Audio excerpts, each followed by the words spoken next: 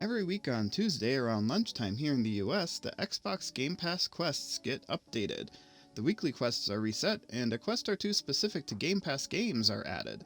Stick around for a first look review of the game you only need to launch for Microsoft points, normally 25. If you are a Game Pass Ultimate subscriber, you get access to both game quests.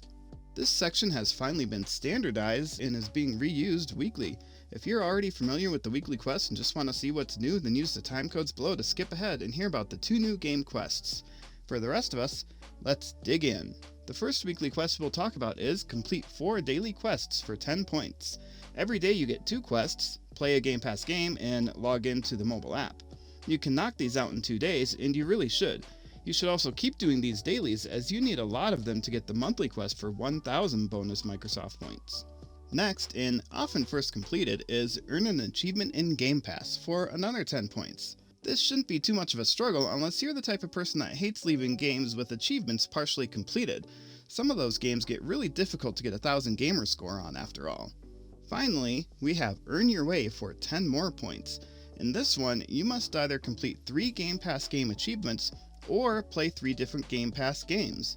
You can't mix and match these, so 2 of one and 1 of the other isn't going to cut it. You need to make it all the way to 3 in either your Game Pass game achievements or different Game Pass games played. Those quests are the same every week, but now let's get into the 2 games on the weekly quest board. This week we get to play Destiny 2 and Batman Arkham Knight. For 50 points you need to defeat 30 thugs in Batman Arkham Knight. I'm not sure I've played this exact game, but I have played a couple of the third-person Batman action games before. I anticipate this will be an easy-to-get quest, but I could also see there being an achievement in this, so be cautious. I'll know more when I get a chance to run the quest. The 25-point quest this week is exclusive to Game Pass Ultimate and is worth double points. You'll need to launch Destiny 2 for this quest. However, I didn't register the quest until after creating a character. I also gained an achievement immediately after creating a character. The achievement claimed I'd reached level 20. I'm sure this is tied into one of the expansion packs which are included in Game Pass. It is entirely possible that if you remove one of the add-ons, Beyond Light, Forsaken, or Shadowkeep, before launching this won't happen, but I cannot verify it, so proceed with caution if you don't want achievements. I have also technically played this game before. I tried it out once near the beginning of the year, before I had an HDR monitor, but I didn't play long enough to really get into the game, and I don't remember much about it. If you enjoy getting as early of a heads up on Game Pass quests as possible, subscribe to the channel down below. This is a side project for me, so sometimes it falls through the cracks. The more subscribers I have, the more I'll be able to prioritize getting these out quickly. Eventually, I'd love to bring them to you on Tuesday evening every week. I played this on an Xbox One X wearing Turtle Beach Stealth 600 headphones and watching a 27-inch 4K HDR monitor. I used the controller that came with the console and recorded footage via an Elgato 4K 60 Pro Mark II capture card. My recording and video editing system specs are down below. This is my 3rd attempt at recording a game in HDR and producing a review video. The workflow isn't quite the same as regular recording, so let me know what you think down in the comments. Destiny 2 is a free-to-play action MMO with RPG elements brought to us by Bungie and originally Activision, though they no longer have any rights to the franchise. Now both development and publishing is handled by Bungie. While there are core elements of the game which require interacting with other players, even if only superficially, there is also a story mode that is easily accessible to a single player. The game has a sci-fi post-apocalyptic look and feel. Textures are often dirty and worn down looking, almost like a cross between Star Wars and Mad Max. The colors tend to be fairly solid, not muted or overly bright.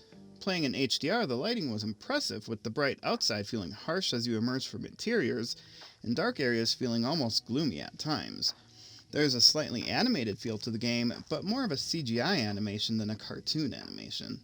Different areas each have their own unique look and feel, largely done through the graphics used in each area.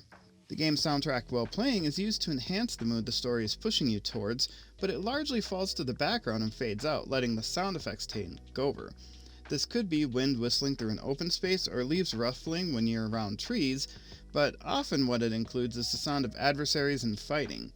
Different weapons bring different sound effects, always appropriate to what weapon type they are. Overall, the sound is a fairly solid addition to this game and should not have any surprises and should not detract you from your gameplay.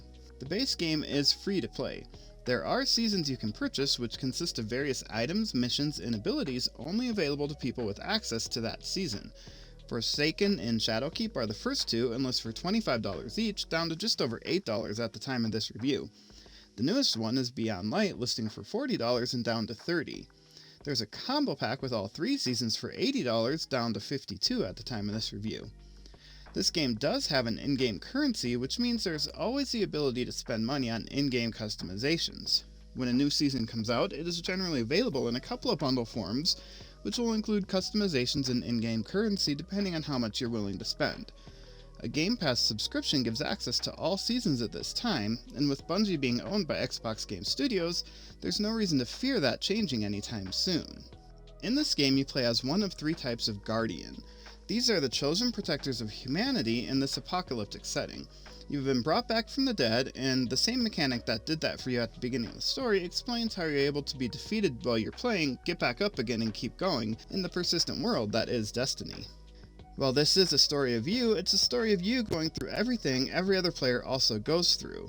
Just as MMORPG storylines are persistent, repeated by every person who comes along to run them, stories in this game are shared, repeated, and only end when the dev team pushes the world's timeline forward. This is okay though, as it's done fairly well. As an action first-person shooter first, there's not much need for world-changing decisions at the level the player is participating. Sure, you might be saving a character or defeating an enemy who has been saved and defeated by a bunch of people before you, but them having done that has no effect on your enjoyment of the story. The gameplay is much as one would expect from a first-person shooter. Lots of running and gunning is in play here.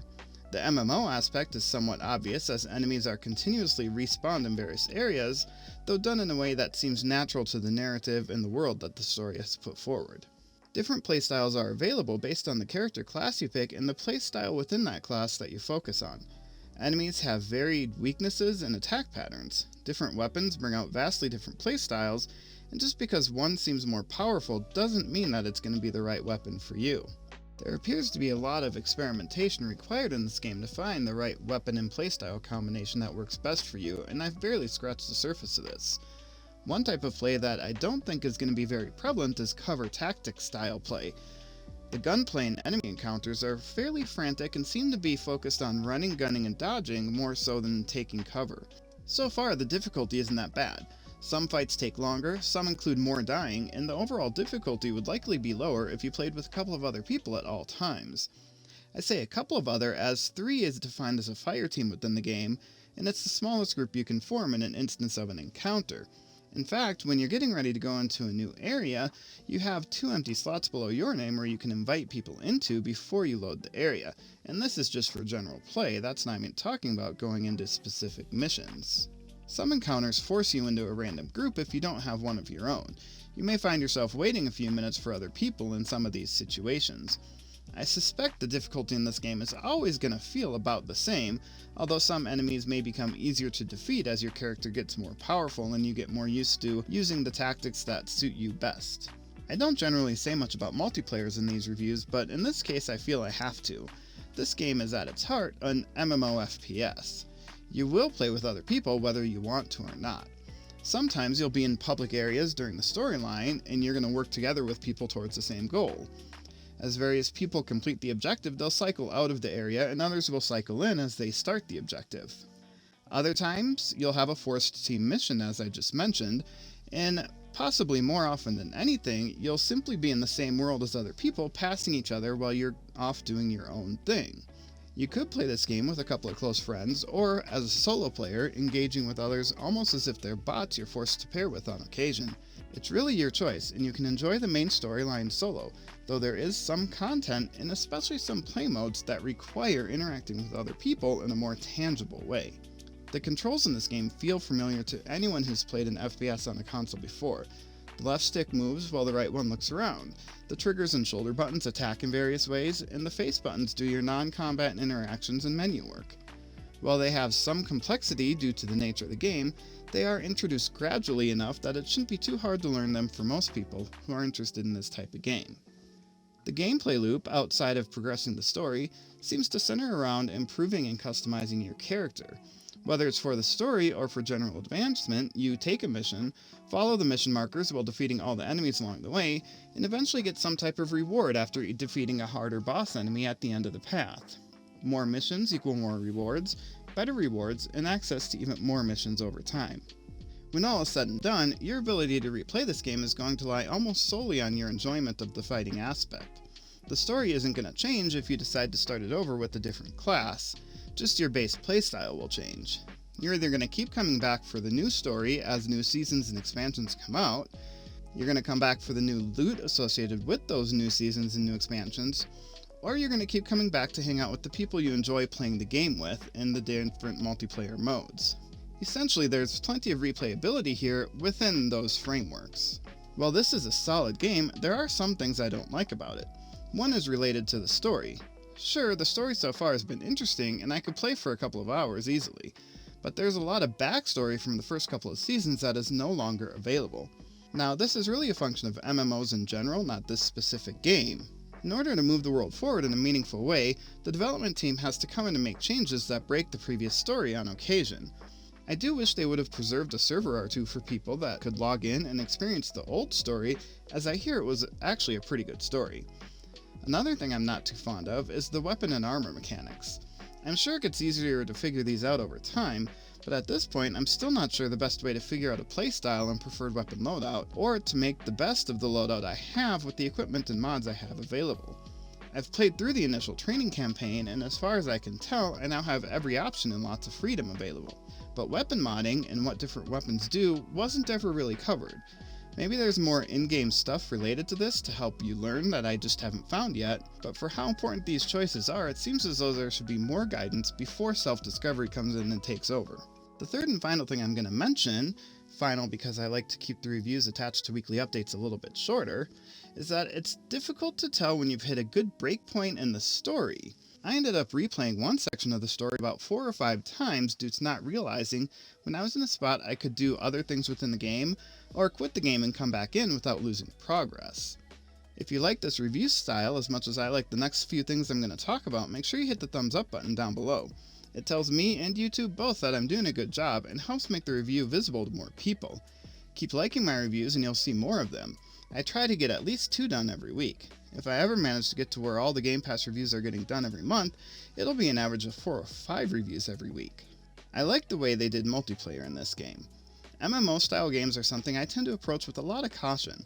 Over the years I've shied away from them, generally not liking the idea of relying on internet strangers for my enjoyment of a game. This game, however, does a great job of making PvP easily avoidable and unnecessary for the storyline.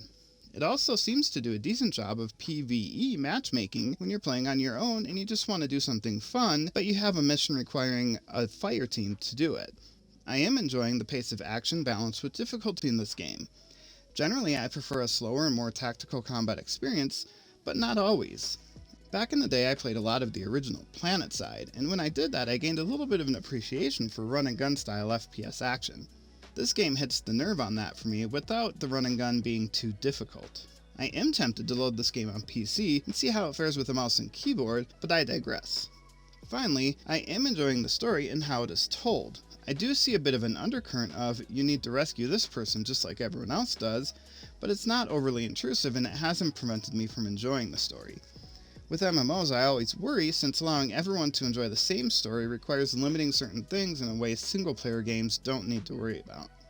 My final stance on this game is to enjoy it as a benefit of being a Game Pass subscriber.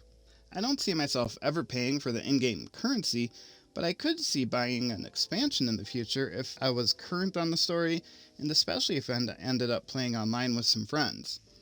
As a straight purchase, it isn't that bad for what you get either. Even without the discounts when I recorded this, there's a fair bit of story behind that $70, $80 purchase that you would make.